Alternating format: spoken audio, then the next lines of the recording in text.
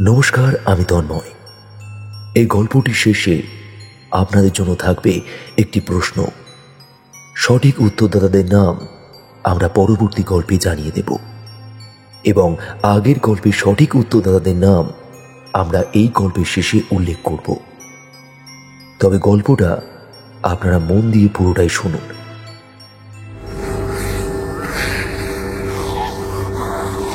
স্বপ্নে নবীন দেখল সে একদল অশরীরী বিদেহী কালো কুচকুচে ছায়ামূর্তির মাঝখানে আটকা পড়ে রয়েছে। কায়াহীন ছায়ামূর্তিগুলো ধীরে ধীরে এক একটি নরকঙ্কালে পরিণত হলো এবং জীবন্ত নরকঙ্কাল দলটির মাঝে কেবলমাত্র জীবিত মানুষ বলতে রইল শুধুমাত্র সে একলা। সেই অশরীরী কঙ্কালের দল চরম ক্ষতি সাধনের উদ্দেশ্যে তার দিকে বিভৎস বিকৃতিভাবে এগিয়ে আসছে।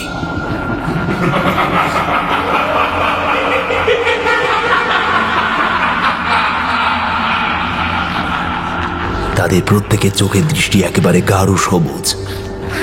সেই চোখের মধ্যে মণি বলে আদৌ কিছুই নেই, রয়েছে কেবলমাত্র দুটি করে লম্বা লম্বা দাগ।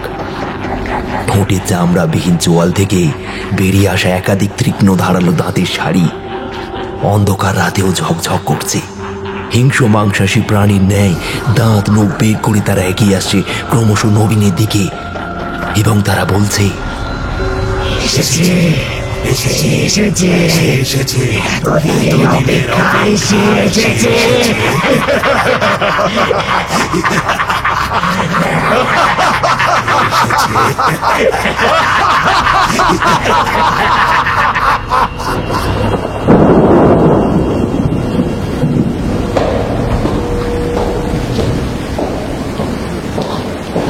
নবীন, নবীন, ওখানে দাঁড়িয়ে আছো কেন? এখানে এসো। আমি এই অন্ধকারের মধ্যেই দাঁড়িয়ে আছি। তুমি কে? আর তুমি আমার নাম জানলে কিভাবে? আমি তোমাকে অনেক আগে থেকেই চিনি নবীন। আমার খুব ভয় লাগছে এখানে, তুমি এসো না।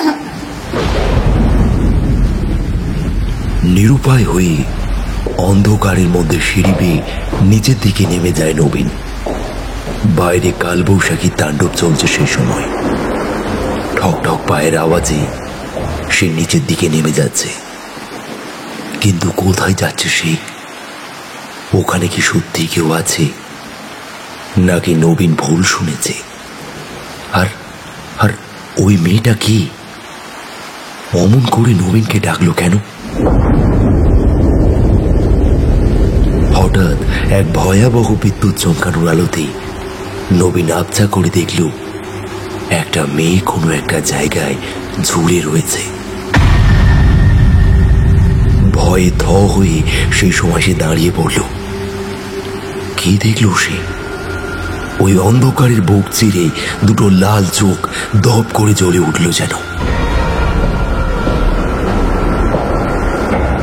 আমি যাব কিভাবে? এত অন্ধকারের মধ্যে আমি তো কিছুই দেখতে পাচ্ছি না। আর তুমি ওখানে গেলে কিভাবে?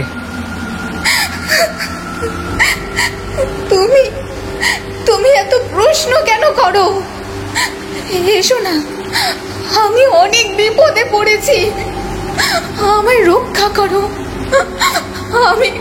আমি হাত জোড় করছি তোমার কাছে, এসো না। নবীনের মাথা কাজ করছে না। সে কি করবে এবার?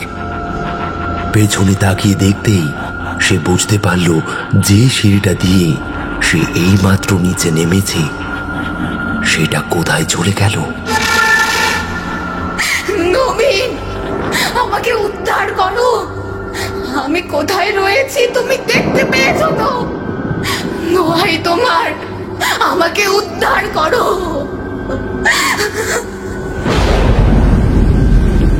বাইরে ভীষণ বৃষ্টির সাথে বিদ্যুৎ চমকানোর আওয়াজও সে শুনতে পাচ্ছে। তারই ঝলকানিতে সে এইবার বুঝতে পারল সিঁড়িটা সত্যিই সেখানে নেই। চারিদিক থেকে নানান ধরনের শব্দ এইবার সে শুনতে পাচ্ছে। বুকটা তার ধরভর করে উঠছে। সে কোথায় পালাবে? তার মনে হচ্ছে আস্তে আস্তে কারা যেন তার চারিপাশটা ঘিরে ধরছে। নবীন আর সহ্য করতে পারল না, ভয় ও আতঙ্কে চিৎকার করে উঠল, কারা তোমরা? আমাকে ছেড়ে দাও। কারা তোমরা? এগোবে না, আমাকে ছেড়ে দাও, আমাকে ছেড়ে দাও।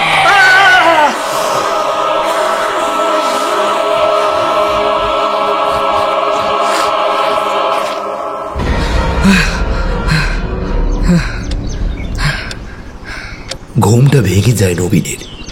ধরপড় করে উঠে সে একবার ঘরের চারিদিকে তাকিয়ে দেখে, তারপর কয়েক সেকেন্ডের জন্য চুপ করে বিছানার উপরে বসে থাকে।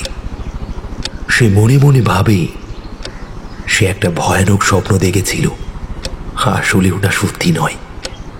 পরবর্তী ঘড়ির কাঁটার দিকে চাইতেই তাড়াতাড়ি করে বিছানা ছেড়ে নেমে বাথরুম ঘরে চলে যায়।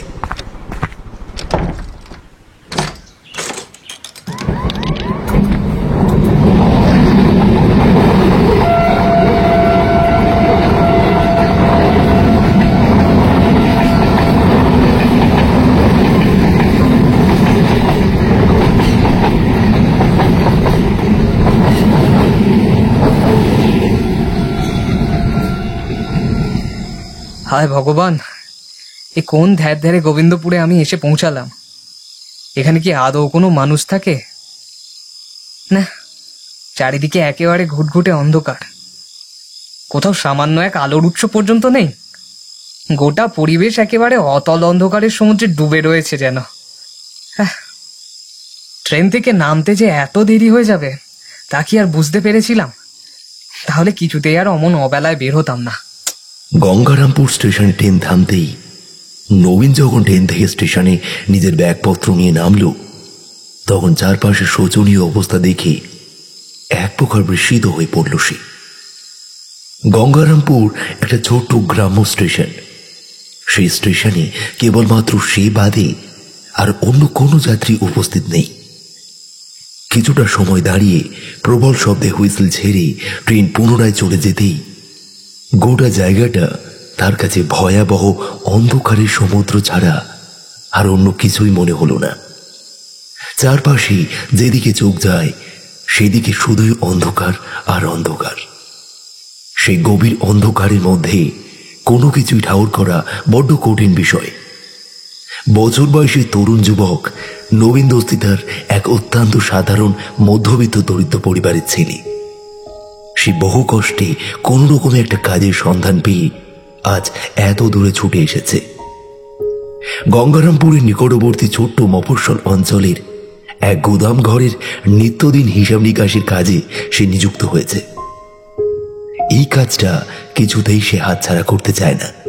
তাই জন্যই তো কোনো খোঁজ খবর না নিয়ে 7-5 বিচার বিবেচনা না করি এরকম ভাবে বাড়ি থেকে বেরিয়ে পড়েছে ব্যাগপত্র নিয়ে।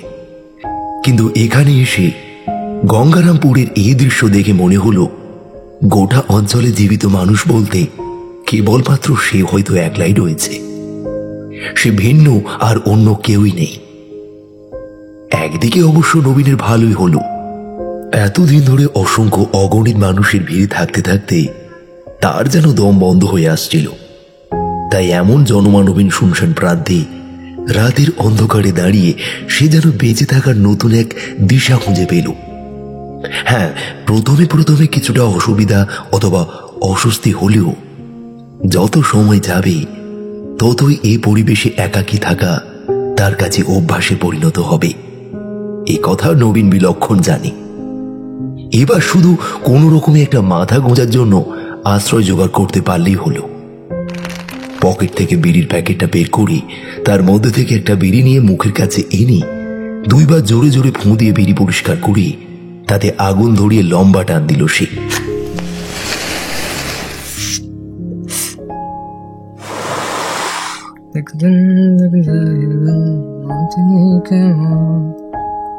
নবীন এবার গুনগুন করে গান গাইতে গাইতে প্যান্টের পকেট থেকে বের করে আনলো বড় আকারের ধাতব টর্চ লাইটটা।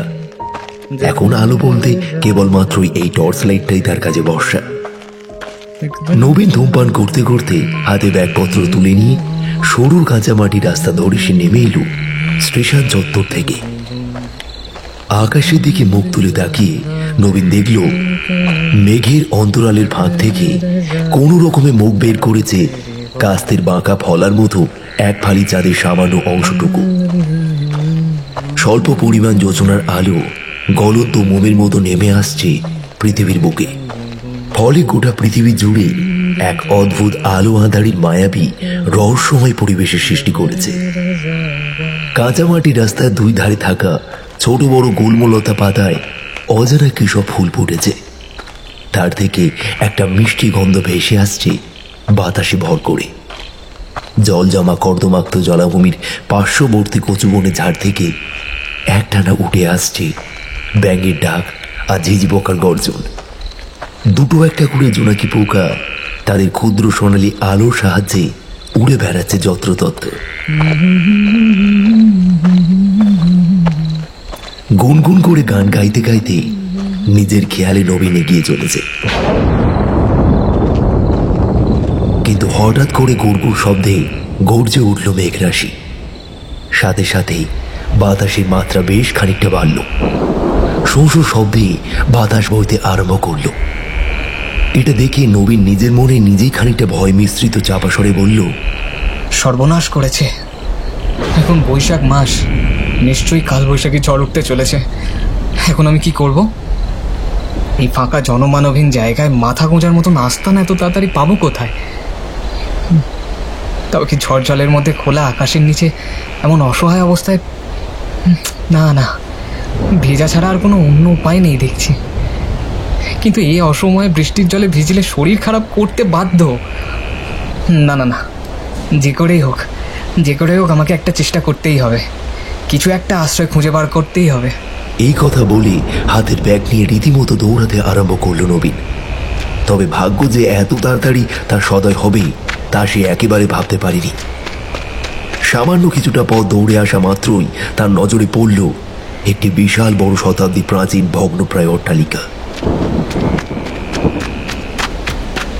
মাথা উঁচু করে দাঁড়িয়ে রয়েছে নড়বড়ে অবস্থায়।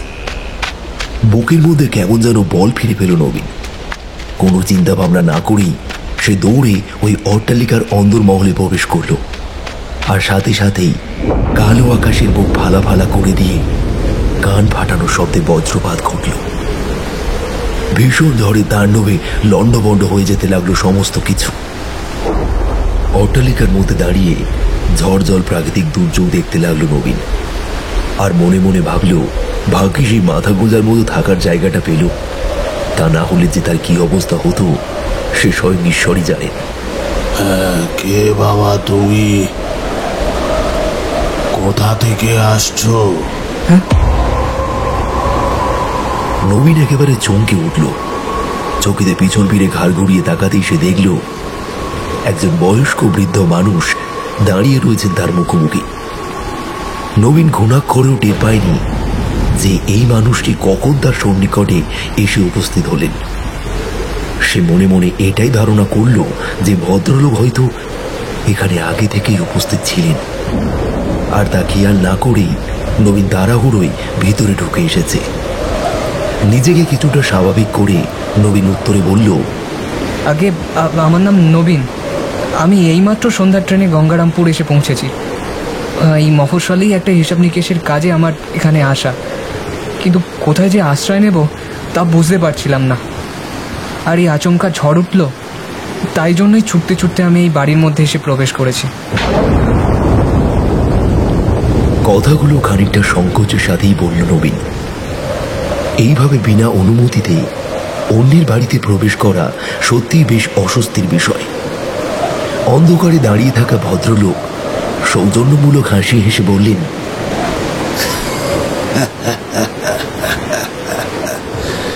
ঠিক আছে বাবা, ঠিক আছে ঠিক আছে, তোমাকে এত ইতস্তত বোধ করতে হবে না। এই বাড়ি আমার, তুমি চাইলেই এখানে থাকতে পারো, তোমার কোনো অসুবিধা হবে না। তাছাড়াও আমাদের এখানে কোনো মানুষের জনবসতি নেই বললেই চলে। এই জায়গায় তুমি টাকা পয়সার বিনিময়েও ভাড়া বাড়ি পাবে না। তাই জন্যই বলছি, তুমি আমার বাড়িতে থাকতে পারো।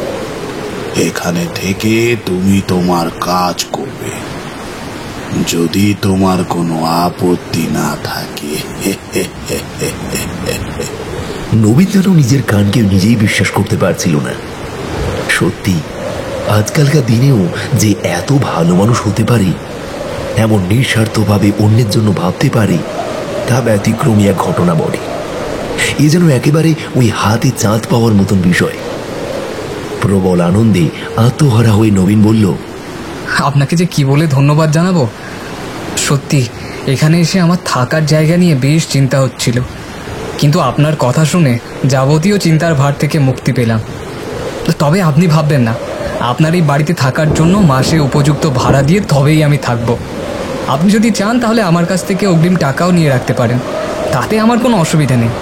টাকা পয়সা ভাড়া নিয়ে তোমাকে এত ব্যতিব্যস্ত হতে হবে না বাবা।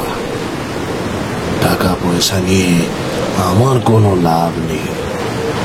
তোমার কাছ থেকে যেটা নিলে আমার লাভ হবে সেটা আমি নিয়ে নেব সময় বুঝে। বৃদ্ধ ভদ্রলোকের বলা শেষের কথাটার অর্থ বোধগম্য হল না নবীনের। তবে নবীন এটা বুঝতে পারল যে ভদ্রলোক নেহাত রসিকতা করেই কথাটা বলেছেন। কথা বলা শেষ হলে তিনি খ্যাক খ্যাক করে কিছুটা হাসলেন। বাইরে তুমুল ঝড় বৃষ্টি আরম্ভ হয়েছে। অন্ধকারে ডুবে থাকা প্রকৃতির মধ্যে দাঁড়িয়ে থাকা বিভিন্ন বড় বড় গগনচুম্বী মহিরুহের দল মাতালের মতন এলোপাথারি ভাবে নাচতে আরম্ভ করেছে। বহু দূরে থাকা তাল আর নারকেল গাছের মাথাগুলো এমনভাবে ঘড়ির পেন্ডুলামের মতন ডান দিক থেকে বাঁদিকে এবং বাঁদিক থেকে ডান দিকে দুলতে আরম্ভ করেছে, যেন সেগুলি এক্ষুনি বোধ হয় মট মট শব্দে ভেঙে পড়বে নিচে। বাইরে বৃষ্টির শব্দ ছাড়া আর কোনো কিছুই যেন তার কানে যায় না। বৃষ্টির ঝাড় এসে মিশে যাচ্ছে নবীনের দেহে। আকাশের বুক বিদীর্ণ করে পুনরায় আবার বিদ্যুতের ঝলকানি নেমে এলো ধরিত্রীর বুকে। হাতাহাতি সেকেন্ডের ভগ্নাংশের জন্য হলেও নবীন এই প্রথমবার দেখল অন্ধকারে দাঁড়িয়ে থাকা বৃদ্ধের বাহ্যিক রূপ। ভদ্রলোকের মাথার চুল ধবধবে সাদা, চোখে গোল ফ্রেমে ঝাপসা কাঁচের চশমা, লম্বাটে নাক, মোটা গোঁফ, পরনে রয়েছে ধবধবে সাদা ধুতি এবং পাঞ্জাবি। তবে সবচেয়ে ভয় ধরানো যেটা, তা হলো ভদ্রলোকের চোখ দুখানি। হ্যাঁ, ঝাপসা কাঁচের ভিতর থেকে উঁকি মারা ভদ্রলোকের চোখ দুটি ভারী আশ্চর্যজনক উজ্জ্বল। এরকম উজ্জ্বল চোখের মণি নবীন জীবনের আগে কখনো কোনোদিন দেখেনি। ঝাপসা কাঁচের ভিতরে দুটি সম্পূর্ণ সবুজ চোখ উপস্থিত, এবং সেই চোখের মধ্যে মনির বদলে রয়েছে কেবলমাত্র দুটি লম্বাটে কালচে দাগ। বিড়ালের চোখ ঠিক যেরকম হয় খানিকটা সেরকম। সাপদ প্রাণীর মতোই রাতের অন্ধকারেও সেই সবুজ চোখের ভিতর থেকে বুঝি ঠিকরে বেরিয়ে আসছে সবজেটে আলো। নবীনের বুকের ভিতরটা কেমন যেন ছ্যাদ করে উঠল। তার মনের মধ্যে একটা প্রশ্ন জাগল, সত্যি কি কোনো মানুষের চোখ এমন দ্বারা হতে পারে? নবীন এটাও লক্ষ্য করল যে ভদ্রলোকের কণ্ঠস্বর খানিকটা অস্বাভাবিক। মানুষের বুকে দীর্ঘদিন একটানা সর্দি বসলে গলার স্বর ঠিক যেরকম ঘর ঘরে শোনায়, খানিকটা যেন ঠিক সেই রকম। যাও যাও বাবা, তোমাকে আর এখানে দাঁড়িয়ে থাকতে হবে না, তুমি বরং ভেতরে যাও। হ্যাঁ, তবে আরও একবার আপনাকে ধন্যবাদ জানাই এইভাবে আমাকে আশ্রয় দেওয়ার জন্য। দেখো দেখি কাণ্ড, এত কথা হলো অথচ আপনার নামটাই জানা হলো না। আর কিছু মনে করবেন না, আপনার পরিচয়টা যদি জানতে পারি তাহলে খুবই ভালো হয়। আমার নাম বিনয় তালুকদার। আমি এখানকার একজন ব্যবসায়ী মানুষ। দীর্ঘদিন ধরে এই গঙ্গারামপুরে ব্যবসা করে আসছি। আচ্ছা বিনয়বাবু, এটা কি আপনার নিজস্ব বাড়ি? মানে এই বাড়িতে শুধু কি আপনি একাই থাকেন নাকি আরো অনেকেই থাকেন? হ্যাঁ হ্যাঁ বাবা, এটা আমার নিজস্ব বাড়ি। তবে আমি এখানে একা নই, আমার সাথে অনেকজন থাকে। আর কথা না, তুমি এবার ভিতরে যাও। দোতলার একটি ঘর ফাঁকা রয়েছে, সেটা তোমার জন্য নির্ধারিত হল। ওই রে সিধু, আয় বাবা, এসে একবার এই দাদা বাবুকে ওই দোতলার ঘরখানা দেখিয়ে দে। ওই রে, কোথায় গেলি? বিনয়বাবুর মুখের কথা শেষ হতে না হতেই জমাট বাঁধা অন্ধকারের ভিতর থেকে এবার বেরিয়ে এলো একটা কালো কুচকুচে অবয়ব। একটানা দীর্ঘক্ষণ অন্ধকারে থাকার কারণে চোখ বেশ হয়ে এসেছিল, আর সেই কারণেই নবীন স্পষ্ট দেখল সেই অদ্ভুত কেমভূত কিমাকার মানুষটির বয়স আনুমানিক 30 থেকে 35-এর কাছাকাছি। সিধু নামে ছেলেটার শরীরের তুলনায় মাথাখানা বেশ অনেকটা বড়। রোগা টিংটিঙে শরীরের ওপর অত বড় একটা মাথা বড়ই বেমানার লাগছে। এ যেন খানিকটা ওই ঝাঁটার কাঠির ওপরে আলুর দমের মতো বিষয়, যা দেখলে হাসিও পায় আবার ভয়ও লাগে। ছেলেটার মূলোর মতো দাঁত আর কুলোর মতন কান, তার চোখ দুটো অদ্ভুত রকমের সবুজ। ন্যাড়া মাথায় চুললেই বললেই চলে, গোটা দেহ পুরোপুরি খালি। কোমরে জড়ানো রয়েছে কেবলমাত্র একটা ছোট্ট মলিন ধুতি। ছেলেটার সামনের বড় বড় দাঁতগুলো উঁচু হয়ে বেরিয়ে আছে ঠোঁটের বাইরে। অন্ধকারের মধ্যেও ঝকঝক করছে সেই দাঁতের শাড়ি।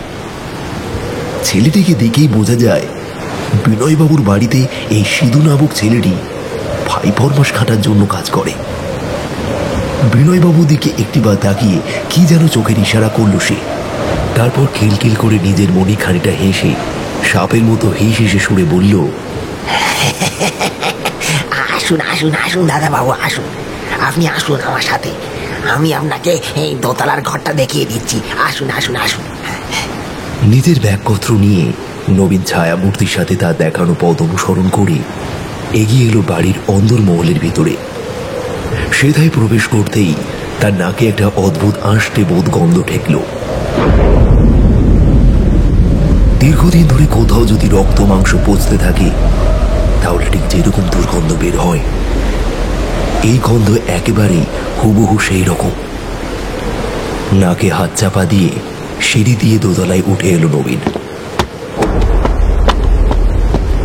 দোতলার বারান্দায় এসে দাঁড়ানো মাত্রই বেশ অনেকগুলো পরপর ঘর তার নজরে পড়ল।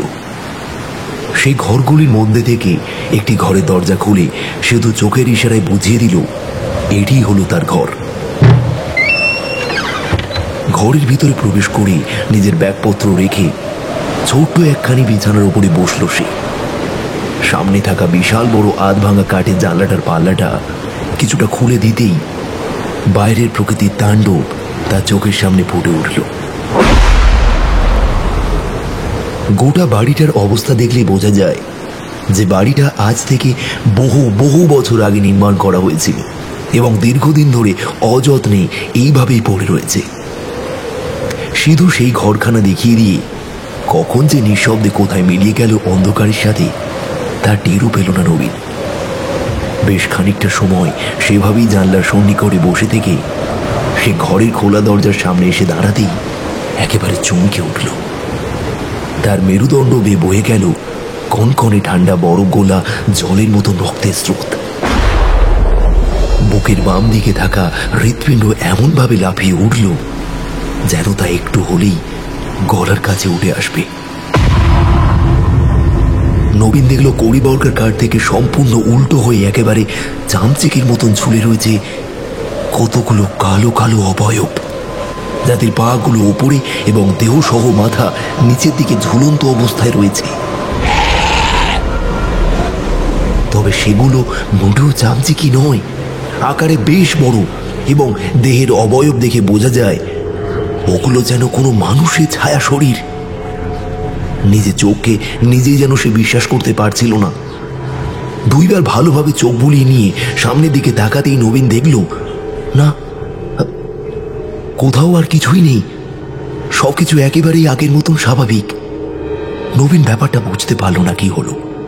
ক্ষণিক আগে দেখা সবকিছুই কি তাহলে নেহাত চোখের ভুল ছিল? সে কি এতটাই চোখের ভুল দেখল? হ্যাঁ, তার নাকের মধ্যে পুনরায় এসে ঠেকল ওই বিশ্রী কুটুগন্ধটা। মস্ত বড় বাড়িটা সাক্ষাৎ প্রেতপুরীর মতন অন্ধকারে ডুবে রয়েছে। বাইরে মাঝে মধ্যে বিদ্যুতের ঝলকানিতে যেটুকু সাদা আলোর আভাস ঘরের ভিতরে এসে পড়ছে, তাতে বোঝা যাচ্ছে বাড়িটা আকারে ও আকৃতিতে বিশাল বড়। বেশিক্ষণ আর সেইভাবে দাঁড়িয়ে থাকতে পারল না সে। ঘরে দরজাখানা বন্ধ করে বিছানার মধ্যে শুয়ে পড়ল নবীন।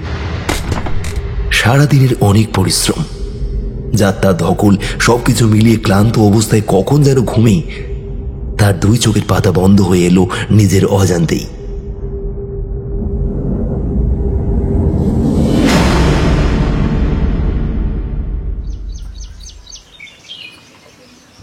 পরদিন ভোরে যখন তার ঘুম ভাঙল, তখন ঝড় বৃষ্টি থেমে গিয়েছে। ভোর ভোর তাড়াতাড়ি উঠে পরিষ্কার পরিচ্ছন্ন হয়ে সঙ্গে করে নিয়ে আসা কিছু শুকনো খাবার খেয়ে কাজের ব্যাগপত্র নিয়ে বাড়ি থেকে বেরিয়ে এলো নবীন। সে ভেবেছিল আসার সময় যদি বিনয়বাবুর সাথে দেখা হয় তাহলে ভদ্রলোককে সুপ্রভাত এবং বিদায় জানিয়ে কাজের উদ্দেশ্যে রওনা দেবে। কিন্তু ভোরবেলায় আর ভদ্রলোককে কোথাও দেখতে পেল না সে। শুধুমাত্র বিনয়বাবুই নয়, তার সেই কর্মচারীটিকেও আর দেখা গেল না। অগত্যা এক প্রকার বাধ্য হয়েই নবীনকে কাউকে কিছু না জানিয়ে বেরিয়ে আসতে হলো। গঙ্গারামপুর থেকে মফস্বলের মধ্যবর্তী দূরত্ব হাঁটা পথে প্রায় আধা ঘন্টার পথ। মফস্বলে এসে সারাদিন মনোযোগ সহকারে কাজকর্ম করল নবীন। গোটা একটা দিন কখন যে কেটে গেল তা সে নিজেও বুঝতে পারল না। সন্ধ্যাবেলায় কাজ শেষ করে সে যখন ফিরে এলো, তখন পুনরায় বিনয়বাবুকে সে দেখতে পেল অট্টালিকার মধ্যে। নিজের ঘরে এসে পোশাক পরিবর্তন করে একখানি ছোট্ট মোমবাতি জ্বালিয়ে তার আলোর সামনে কোনো একটা গল্পের বই খুলে তাতে মুখ গুঁজে বসেছিল নবীন। ঠিক এমন সময় ঘরের বাইরে পায়ের আওয়াজ শোনা গেল। কিয়ে, গল্পের বই পড়ছো নাকি? আরে বিনয়বাবু যে, আসুন আসুন। হ্যাঁ, এই অবসর সময়ে আমি একটু গল্পের বই পড়তে ভালোবাসি। একখানি ভৌতিক উপন্যাস পড়া ধরেছি, খুব ভালো, বেশ জমজমাট ভয়ের উপন্যাস, একজন প্রখ্যাত নামকরা লেখকের। নবীনের মুখ থেকে বিনয়বাবুর ভৌতিক উপন্যাসের কথাটা শুনি কেমন যেন এক রহস্যময় হাসি হাসলেন তিনি। মোমবাতির অল্প সোনালি আলো ছোটা বৃদ্ধের মুখমণ্ডলের অর্ধেক অংশে পড়ে এক অদ্ভুত আলো আঁধারের মায়াজাল সৃষ্টি করেছে। তার দুই চোখে সবুজ মণি হিংস্র হায়নার মতো। ভদ্রলোকের চোখের চাউনির মধ্যে এমন একটা গা শিরশিরে ভাব মিশে রয়েছে যা ভাষায় বলে ব্যক্ত করা বড্ড কঠিন। বিনয়বাবু ঘর ঘরে গলায় বলে উঠলেন, ভৌতিক উপন্যাস মানে ভূতের গল্প পড়তে তুমি বোধহয় ভালোবাসো, তাই না বাবা? আগে হ্যাঁ, সত্যি আমার এই সমস্ত গল্প পড়তে ভীষণ ভালো লাগে। তার উপর আবার এমন প্রত্যন্ত নিরিবিলি প্রান্তের মধ্যে যেখানে বিরক্ত করার মতো কেউ নেই, এরকম পরিবেশে ভয়ের গল্প একেবারে যাকে বলে সোনায় সোহাগা বিষয় মশাই। আচ্ছা, তুমি কি সমস্ত ভূত প্রেতের অস্তিত্বে বিশ্বাস করো? তুমি কি মানো যে সত্যি এই জগতের মধ্যে তারাও রয়েছে? না না, আমি এই মতামতের সাথে একেবারেই সহমত না। ভূত প্রেত মানেই আমার কাছে শুধুমাত্র গল্পের বইয়ে কিংবা চিত্রনাট্যের এক বিষয়বস্তু, যা মনুষ্য মস্তিষ্কের কল্পনা ছাড়া আর অন্য কিছুই নয়। নবীনের এই উত্তরটা হয়তো বৃদ্ধের পছন্দ হলো না। তার মুখমণ্ডলের মধ্যেই কেমন যেন কালো ছায়া নেমে এলো। ভদ্রলোক গাম্ভীর্যপূর্ণ কর্কশ গলায় বলল, ও, তার মানে তুমি ওই সকল কিছু মানো না, তাই তো? আগে না, একেবারেই না। এইসব আবার কেউ বিশ্বাস করে নাকি? দেখো, তুমি আমার থেকে বয়সে অনেক ছোট, তাই জন্যই তোমাকে বলছি, এত অবিশ্বাস কিন্তু কোনো জিনিসের প্রতি ভালো নয়। কে বলতে পারে, আর যে সমস্ত জিনিসে তুমি এত বেশি অবিশ্বাস করছো, কাল হয়তো সেই জিনিসটাই তোমার জীবনের চরম সত্যি হয়ে বিভৎস বিকট মূর্তি ধারণ করে একেবারে যাকে বলে দাঁত নখ বের করে দাঁড়াবে। তখন তোমার সব অবিশ্বাস মুহূর্তের মধ্যে বিশ্বাসে পরিণত হবে।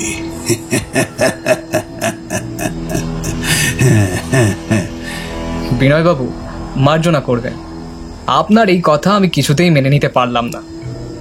আমি আজীবন যা মেনে এসেছি, অর্থাৎ ওই সমস্ত কোনো কিছুর অস্তিত্ব নেই, তাই মেনে চলবো।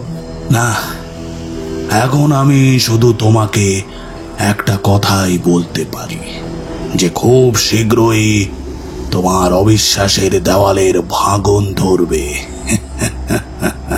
তার মানে আপনি কি বলতে চাইছেন? আমি তাদের মুখোমুখি হতে পারি? নবীনের প্রশ্নে কোনো উত্তর দিলেন না বৃদ্ধ, কেবলমাত্র আবার ওই রহস্যের হাসি হাসলেন। তারপর জানালা দিয়ে বাইরের আকাশে থাকা কুমড়োর ছোট ভালির মতো চাঁদটাকে দেখিয়ে বললেন, আর মাত্র কয়েকটা দিন পরেই অমাবস্যা, আর সেই দিনই তুমি সব বুঝতে পারবে। কথা বলা শেষ করে ঘরের ভিতর থেকে বাইরে বেরিয়ে অদৃশ্য হয়ে গেলেন বৃদ্ধ। বৃদ্ধের বলা কথাটা ঠিক বোধগম্য হলো না নবীনের কাছে। অমাবস্যে কি এমন ঘটবে যার কারণে তার অবিশ্বাস রীতিমতো বিশ্বাসে পরিণত হতে পারে? বিনয়বাবু কি বা বলে গেলেন? নবীন তার পিছু পিছু ঘরের বাইরে মোমবাতি হাতে নিয়ে বেরিয়ে আসতেই দপ করে মোমবাতিটা নিভে গেল বিনা বাতাসে।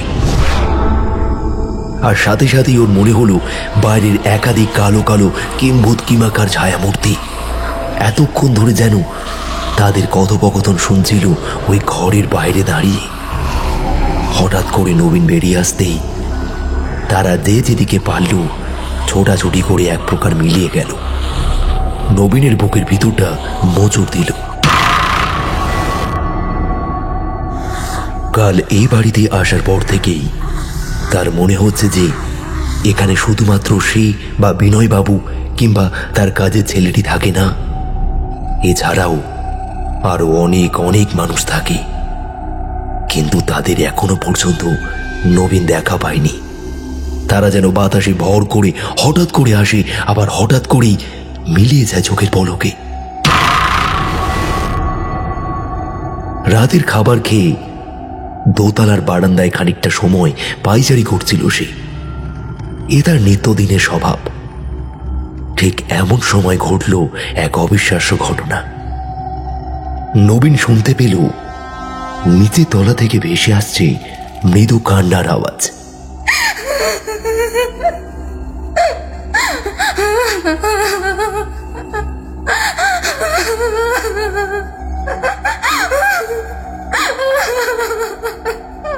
নবীনের ষষ্ঠ ইন্দ্রিয় সজাগ হয়ে উঠল।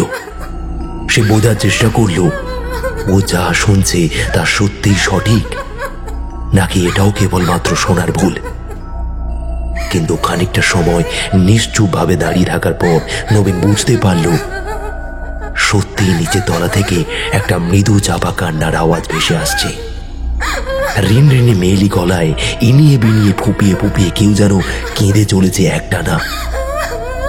তবে শুধুমাত্র মেয়ে মানুষের কান্নার আওয়াজই নয়, তার সাথে বাচ্চা ছেলেরও কান্নার আওয়াজ শোনা যাচ্ছে। নবীন বুঝতে পারল না এই বাড়ির মধ্যে হঠাৎ করে মেয়ে মানুষ কিংবা বাচ্চা ছেলে এলোই বা কোথা থেকে, আর তারা এইভাবে কাঁদছেই বা কি কারণে। নবীনের মনের মধ্যে ভারী কৌতূহল হলো গোটা বিষয়টা একবার নিজের চোখে চাক্ষুষ করার জন্য। এ বাড়িতে কোনো মহিলা অথবা বাচ্চা ছেলে ছিল না, তাহলে হঠাৎ করে কারা এই বাড়িতে এসে উপস্থিত হলো, কিংবা তারা এইভাবে কান্নাকাটি করছে কেন? তার উত্তর জানতে সে সিঁড়ি ভেঙে ক্রমশ নিচে তলায় নামতে আরম্ভ করল।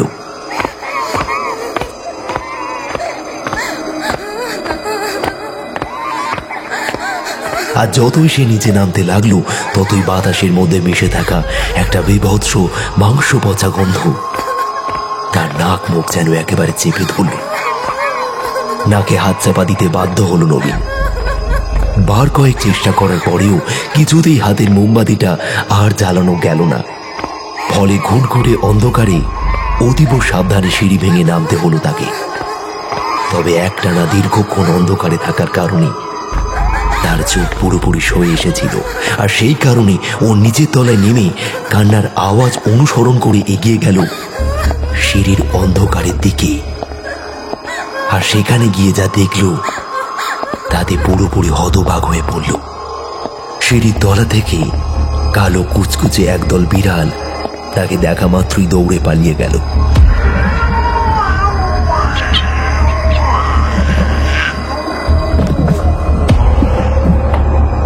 প্রতিটা বিড়ালের চোখে দৃষ্টি গাঢ় সবুজ।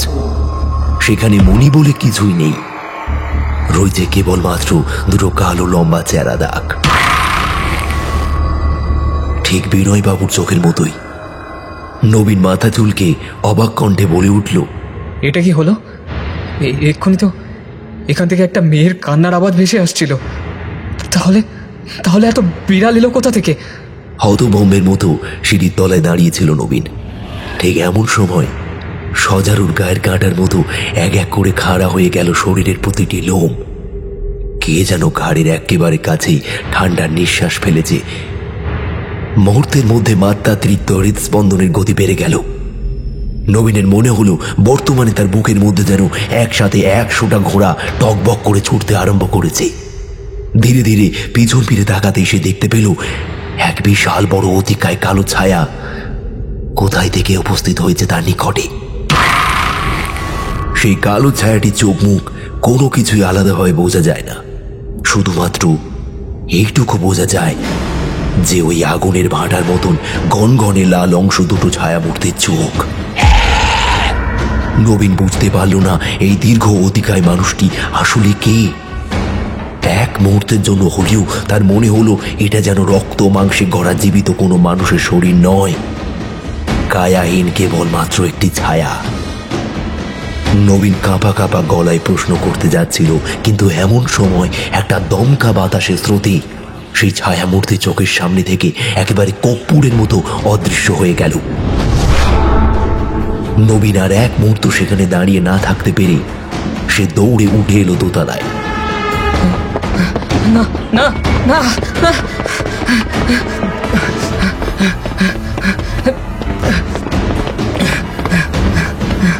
তারপর নিজের ঘরের ভিতরে প্রবেশ করে দরজাটা বন্ধ করে দিল।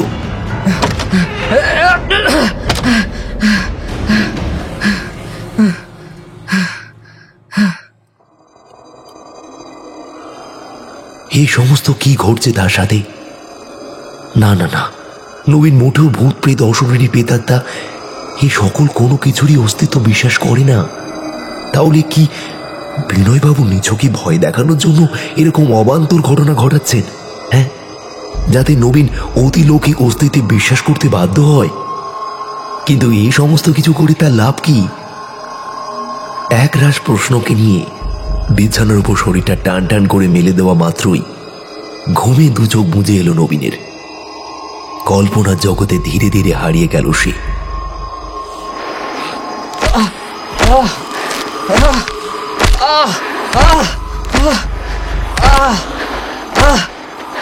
খুব আবজাভাবে কাউকে দেখতে পাচ্ছে নবীন।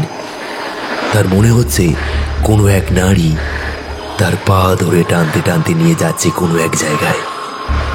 নবীন ওঠার চেষ্টা করছে, কিন্তু সেই মুহূর্তে তার শরীরে কোনো বল নেই। বাইরে চলছে মুষলধারে বৃষ্টি ও ঝড়। সেই সিঁড়িপথের কাছে আসতেই নবীন চিৎকার করে উঠল, তার কারণ সেই নারী তার পা ধরে টানতে টানতে সিঁড়িপথের উপর দিয়ে নিচে নেমে যাচ্ছে।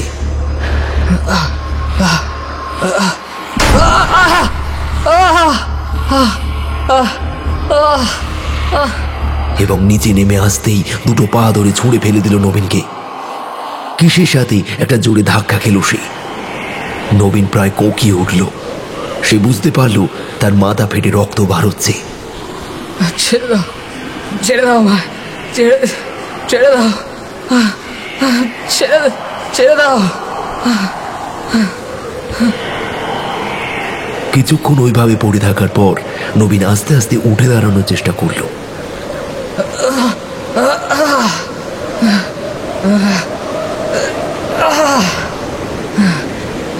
কোথায় এসে পড়ল সে? চারিদিকে একবার ভালো করে তাকিয়ে দেখল সে, আর ঠিক সেই সময় হঠাৎ করে তার মনে হলো তার ঘাড়ের কাছে একটা ঠান্ডা হাত এসে পড়েছে। নবীন ভয়ে আঁতকে উঠল। তারপরে তার মনে হলো, কই, কিছুই তো নেই। নবীন তার দু চোখ ভালো করে রোগড়ে নিল, তারপর পা ঘষে ঘষে এগিয়ে গেল সামনের দিকে। কিছুটা যাবার পরে নবীন থেমে গেল। তার কানে বেজে উঠল একটা কান্নার আওয়াজ। সে ভালো করে লক্ষ্য করে দেখল তার বাঁদিকে একটা ছোট মতো ঘর, আর সেখান থেকে কান্নার আওয়াজটা ভেসে আসছে। নবীন খুব ভয় পেয়ে গেল। তার মন বলছে ওই ঘরে গেলে তার সাথে কিছু একটা হতে পারে। তবে নবীন খুব সাহসী একটা ছেলে, সে অবশ্যই ভয় পাচ্ছে, কিন্তু তার এটাও মনে হচ্ছে মেয়েটা সত্যি কোনো বিপদের মধ্যে নেই তো। তাই নবীন এগিয়ে গেল সেই ঘরের দিকে।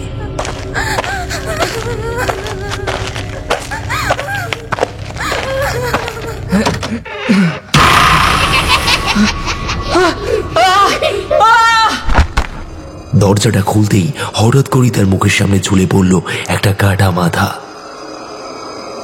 নবীন হুমড়ি খেয়ে মাটিতে পড়ল, এবং তারপর সে যা দেখল তাতে তার বুকে হৃদস্পন্দন থেমে গেল। একটি গলা কাটা দেহ সিলিং বেয়ে উপরে উঠছে উল্টো হয়ে, এবং নবীনকে দেখে খিলখিল করে অট্ট হাসিতে ফেটে পড়ল।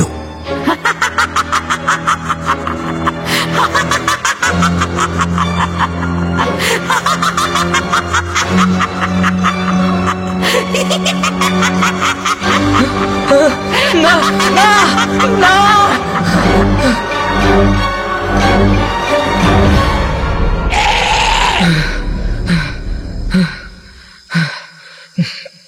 গভীর রাতে তার ঘুমটা ভেঙে গেল।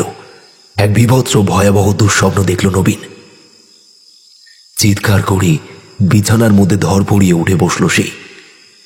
তার বুকটা এখনো হাঁপড়ের মতন অত্যন্ত দ্রুত লয়ে ওঠানামা করছে।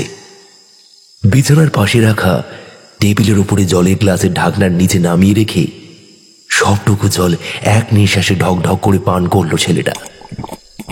খানিকক্ষণ জোরে জোরে নিঃশ্বাস নেওয়ার পর কিছুটা স্বাভাবিক হলো সে। আজ যে বিভৎস ভয়ানক স্বপ্ন সে দেখল, এর পূর্বে কখনো কোনোদিন এইরকম ভয়াবহ দুঃস্বপ্ন আগে দেখেনি। নবীন কিছুতেই বুঝতে পারল না যে এরকম ভৌতিক স্বপ্ন সে কেনই দেখছে। সে তো ভূতপ্রেতের অস্তিত্বে একেবারেই বিশ্বাসী নয়। তাহলে তার অবচেতন মন কি কারণে এই সমস্ত অতিলৌকিক সত্তা নিয়ে স্বপ্ন দেখল? রাতে ঘুমানোর আগে এই সকল বিষয় নিয়ে সে ভাবনা চিন্তা করেছিল বলেই হয়তো এমন ধারা দুঃস্বপ্ন সে দেখেছে। এই বলে নবীন নিজের মনকেই সান্ত্বনা দিল। নবীন তখনও বুঝতে পারল না যেটি কি সাংঘাতিক ভয়ানক বিপদ তার জন্য অপেক্ষা করছে। সে যদি ঘুণাক্ষরেও তা আন্দাজ করতে পারত, তাহলে আর এক রাতও সেই স্থানে আশ্রয় না নিয়ে নিজের বাড়িতে চলে যেত, আর কখনো কোনোদিন গঙ্গারামপুরে ফেরত আসত না সে।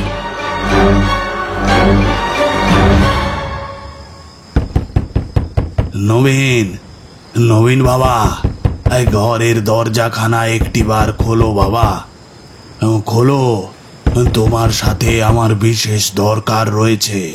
ঘরের দরজা বন্ধ করে সন্ধ্যাবেলায় নবীন মোমবাতির আলোয় গল্পের বইটা পড়ছিল।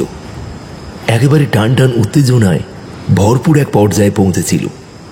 ঠিক এমন সময় ঘরের বন্ধ দরজার অপর প্রান্তে জোরালো শব্দে কড়া নেড়ে কথাগুলো বললেন বৃদ্ধ বিনয়বাবু। বিনয়বাবুর কণ্ঠস্বর শুনে নবীন তড়িঘড়ি করে ঘরের দরজা খুলে দিতেই সে দেখল লোকটি একেবারে দোরগড়ায় উপস্থিত হয়েছে। আসুন আসুন বিনয়বাবু, ঘরের ভিতরে ঢুকে আসুন। তুমি বোধহয় মনোযোগ সহকারে কোনো কাজ করছিলে, তাই না বাবা? তোমাকে কি বিরক্ত করলাম? আরে না না, সেরকম কোনো ব্যাপার না। এই বাড়ি আপনার, আপনি দয়া করে আমায় আশ্রয় দিয়েছেন, সেই জন্য আমি সত্যিই আপনার কাছে কৃতজ্ঞ। ছি ছি বাবা, ছি ছি, এরকম ভাবে বলো না।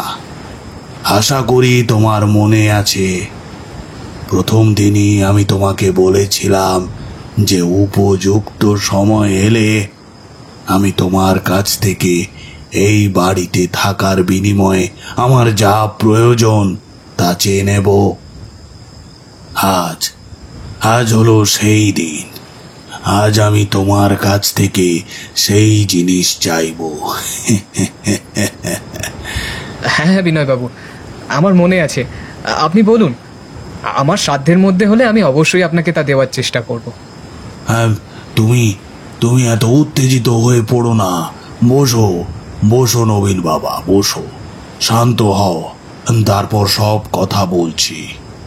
বৃদ্ধ বিনয়বাবু এবং নবীন তারা একে অপরের প্রতি মুখোমুখি চেয়ার টেনে নিয়ে বসলেন। দক্ষিণের খোলা জানলা দিয়ে সামনের পরিত্যক্ত ফাঁকা মাঠ হতে ধেয়ে আসা কনকনে শীতল বাতাসের দাপটে নবীনের গায়ের মধ্যে যেন একটা কাঁপুনি ধরল। আচমকায় সেই জানলা দিয়ে চোখ যেতেই নবীন দেখল গোটা আকাশে চাঁদের চিহ্ন মাত্র নেই। দিক বিদিক জুড়ে বিরাজ করছে কেবলমাত্র ঘোটঘোটে নিকষ কালো অন্ধকার। নবীনের মনে পড়ল, আজকেই তো অমাবস্যার রাত, আর এই অমাবস্যার রাতেই বিনয়বাবু বলেছিল যে তিনি নাকি প্রমাণ করে দেবেন অতিলৌকিক সত্তা বলেও বাস্তবে কোনো কিছু রয়েছে। নবীনের ভূতপ্রেতের প্রতি যে বিশ্বাস নেই তা বিনয়বাবু একেবারে ভেঙে চুরমার করে দেবে বলেছিলেন। নবীন মনে মনে ভাবল, তাহলে কি বিনয়বাবু এখন তার কাছে এসেছেন সেই প্রমাণ দিতেই? আজ অমাবস্যার রাত, তাহলে কি তিনি সত্যিই এমন কিছু তাকে দেখাবেন যার ফলে সে অতিলৌকিক সত্তার অস্তিত্বে বিশ্বাস করতে বাধ্য হবে? কিন্তু কি সেই জিনিস? কি হলো বাবা, তুমি কি এত ভাবছো? নবীন নিজেকে সামলে নিয়ে বৃদ্ধ ভদ্রলোকের কাছ থেকে আসল সত্য গোপন করে বলল, না না বিনয়বাবু, সেরকম কিছু নয়। নবীনের উত্তরে বিনয়বাবু কেমন যেন রহস্যময় হাসি হাসলেন। তার দুই চোখের গাঢ় সবুজ দৃষ্টির মধ্যে বুঝি মিশে রয়েছে সাংঘাতিক রকমের হিংস্রতা। বন্য নেগড়ের চোখের দৃষ্টি যেরকম হয় ঠিক সেই রকম একটা ভাব। বৃদ্ধ তার চশমার ঘোলাটে কাঁচের ফাঁক দিয়ে সবুজ চোখে চাউনিতে এমনভাবে নবীনের দিকে তাকিয়ে সূক্ষ্ম রহস্যময় হাসি হাসলেন যেন তিনি নবীনের মনে চলতে থাকা সমস্ত কথা পড়ে ফেলতে সক্ষম হয়েছেন। ঘরের মধ্যে জ্বলতে থাকা মোমবাতি বিনা বাতাসে কেমন নিভু নিভু হয়ে এলো। ফলে গোটা ঘর জুড়ে সৃষ্টি হলো এক অদ্ভুত আলো আঁধারি রহস্যময় পরিবেশ। বিনয়বাবুর উদ্দেশ্যে নবীন কিছু কথা বলতেই যাচ্ছিল, কিন্তু আচমকা তার নজর গেল খোলা দরজার দিকে, আর সেদিকে তাকানো মাত্রই তার বুকের রক্ত একেবারে ছলকে উঠল। মেরুদণ্ড বেশ সরসর করে নেমে গেল বরফ গোলা জলের মতন রক্তের স্রোত। পায়ের তলার মাটি একেবারে যেন ভূমিকম্পের মতো থরথর করে কেঁপে উঠল। ঘরের খোলা দরজা দিয়ে ভিতরে ঢুকে আসছে অসংখ্য অগণিত কালো কালো বিভৎস কিম্ভূত কিমাকার ছায়ামূর্তি, যাদের নির্দিষ্ট কোনো আকার নেই। কেউ ভীষণ বেটে তো কেউ আবার অতিকায় দীর্ঘ। তবে একটি জিনিস প্রত্যেকের মধ্যে এক, যা হলো তাদের চোখ। হ্যাঁ, তাদের প্রত্যেকের চোখ গাঢ় সবুজ, যেন নরকে সবজেটে আগুন জ্বলছে কালো অক্ষি কোটরের ভিতর। নবীনের নাকে সেই বিশ্রী পচা গন্ধটা এসে ঠেকল। হর হর করে বমি বেরিয়ে এলো তার মুখ দিয়ে। এই বাড়িতে আসার প্রথম দিন থেকে নবীন যে পচনশীল রক্তের মাংসের গন্ধ পেয়েছিল, এই যেন একেবারে সেই গন্ধ। চোখের পলকের মধ্যে প্রত্যেক কালো কিম্ভূত ছায়ামূর্তিগুলো এক একটি কঙ্কালে পরিণত হলো, একেবারে যাকে বলে জীবন্ত নরকঙ্কাল। নবীনের দুঃস্বপ্নে দেখা সেই দৃশ্যের সাথে এই দৃশ্য হুবহু মিলে গেল। নবীনের আত্মারাম ততক্ষণে প্রায় খাঁচা ছাড়া হবার উপক্রম। বেচারার দাঁত কপাটি একেবারে ঠক ঠক করে কাঁপতে কাঁপতে এক হয়ে যাবার জোগাড়। কোনো রকমে জড়ানো গলায় সে বিনয়বাবুর দিকে তাকিয়ে প্রশ্ন করল, এসব কি হচ্ছে? আপনি কি আমাকে অযথা ভয় দেখানোর চেষ্টা করছেন? বিনয়বাবু, এসব করে কিন্তু কোনো লাভ নেই। তোমাকে ভয় দেখিয়ে আমাদের কোনো কাজ নেই। শুধুমাত্র এটুকুই বোঝাতে চাই যে তোমার এতদিনের অন্ধবিশ্বাস সম্পূর্ণরূপে মিথ্যা এবং ভ্রান্ত। এই যে তুমি বিশ্বাস করো যে ভূত প্রেত বলে কোনো কিছু নেই। তোমার এই ধারণা কতখানি মিথ্যা আজ তুমি হাতে নাতে তার প্রমাণ পাবে।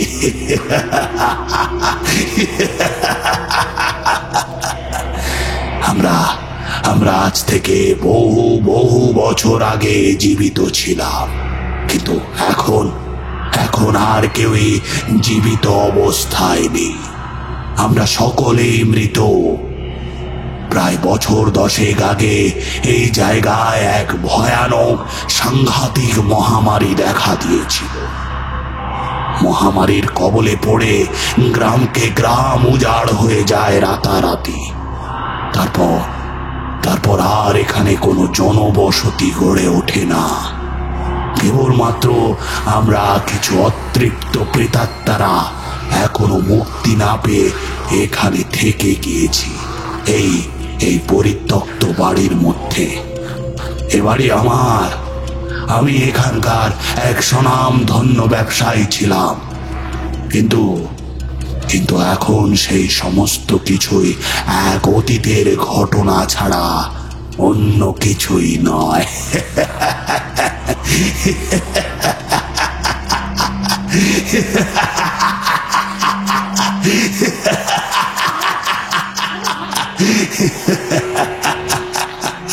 কথাগুলো বলতে বলতে বিনয়বাবুর চোখের সামনে এক ভয়ানক বিভৎস রূপ ধারণ করলেন।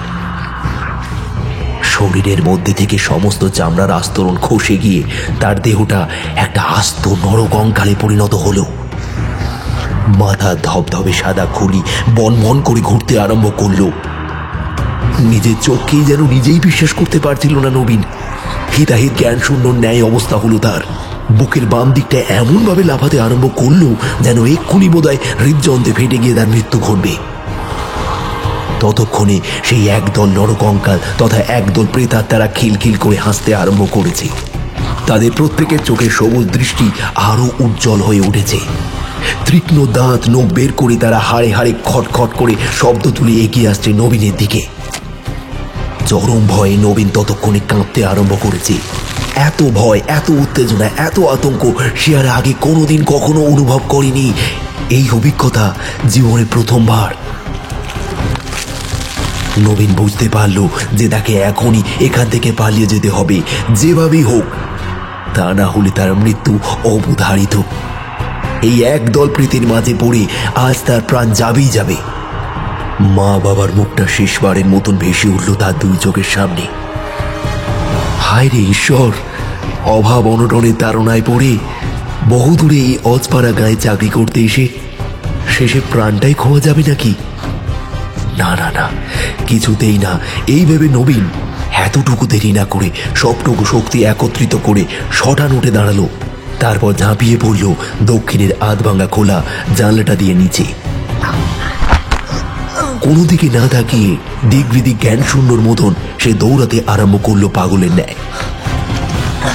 পেছন থেকে ভেসে এলো বিনয়বাবু তথা সেই মানবরূপী নরকঙ্কালের অট্টহাসির শব্দ, আর তার সাথে ভেসে এলো কিছু কঙ্কালের চিৎকার, চেঁচামেচি আর খিলখিলে হাসি।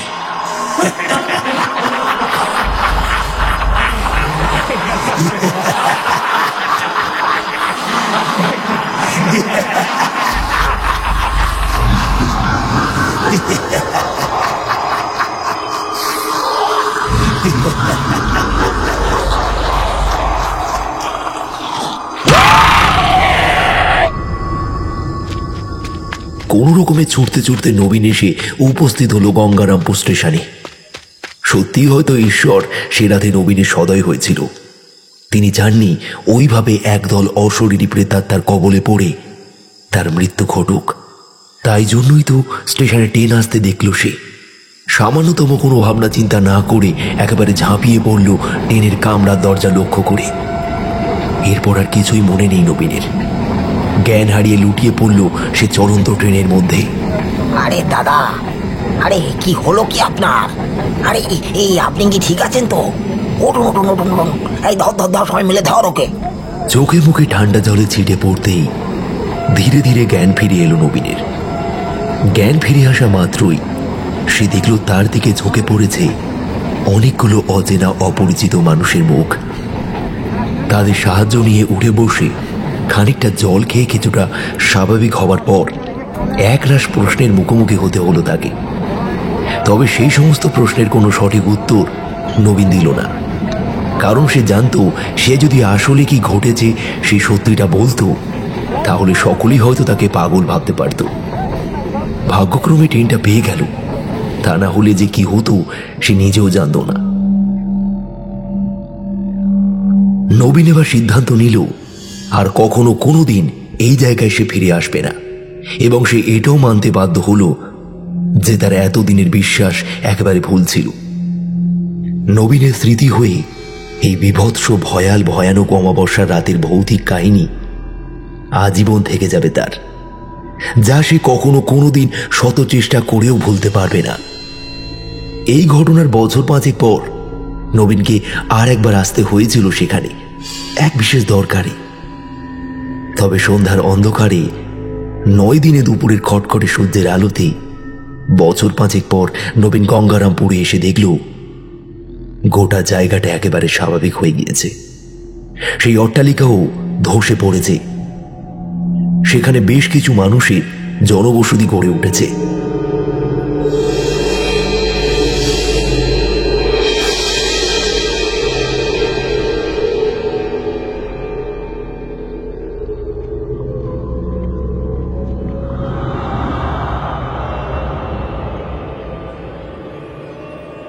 আজ আপনাদের জন্য যে প্রশ্নটি রয়েছে সেটি হলো, নবীন যার বাড়িতে উঠেছিল সেই বৃদ্ধ লোকটির নাম কি? সঠিক উত্তরদাতাদের নাম আমরা পরবর্তী গল্পে উল্লেখ করব। তবে যারা উত্তর দেবেন তারা কোথায় থেকে আমাদের গল্প শুনছেন এবং আপনাদের নাম সেটা কমেন্টে নিশ্চয়ই লিখবেন। ঝড়ের রাতে নরকপুর গল্পে যারা সঠিক উত্তর দিয়েছে তাদের নাম: আসাম গুয়াহাটি থেকে সুজাতা আচার্য, হাওড়া উলুবেড়িয়া থেকে বলেছে শুভ দলুই, দক্ষিণ বারাসাত থেকে বলেছে প্রীতম গাঙ্গুলি, কল্যাণী থেকে বলেছে সরস্বতী হালদার, বীরা উত্তর 24 পরগনা থেকে বলেছে শম্পা সরকার, সারি ইউনাইটেড কিংডম থেকে বলেছে গীতেশ, চেন্নাই থেকে বলেছে সুবর্ণ দাড়ি, আন্দামান থেকে বলেছে পূজা, হুগলি চন্দ্রদ্বীপ থেকে বলেছে মল্লিকা বারিক, মধ্যপ্রদেশ ভোপাল থেকে বলেছে প্রতাপ, পূর্ব মেদিনীপুরের চণ্ডীপুর থানার অন্তর্গত নাটেশ্বরী চক থেকে গণেশ দাস, মিঠু দাস ও তার মেয়ে রিয়া দাস, হাওড়া সাঁতরাগাছি থেকে বলেছে মিঠুন চক্রবর্তী, বারাইপুর জেলার কাছ থেকে বলেছে শঙ্কর মণ্ডল ও তার মেয়ে পূজা মণ্ডল। অসংখ্য ধন্যবাদ আপনাদের। এছাড়াও আরও অনেকেই প্রশ্নের উত্তর দিয়েছেন, কিন্তু সঠিক উত্তরটা হবে মোড়ল পাড়ার পুকুর। শুনছিলেন আজকের গল্প সুরজিৎ ঘোষের কলমে ঝড়ের রাতে নিশি আসে। আজ গল্প পাঠে ছিল তন্ময়, বিভিন্ন চরিত্রে ছিল প্রকাশ, পম্পা ও গোড়া, পোস্টার ডিজাইনে ছিল দীপক, সাউন্ড ডিজাইন ও এডিটিংয়ে তন্ময়। আর হ্যাঁ, গল্পটি কেমন লাগলো তা কমেন্ট করে নিশ্চয়ই জানাবেন। ভালো লাগলে একটা লাইক করে দেবেন এবং আরও নতুন নতুন নানান ধরনের গল্প শুনতে চাইলে আমাদের চ্যানেলটিকে সাবস্ক্রাইব করে বেল বাটনটি অল সেট করে নেবেন। ভালো থাকবেন, ধন্যবাদ।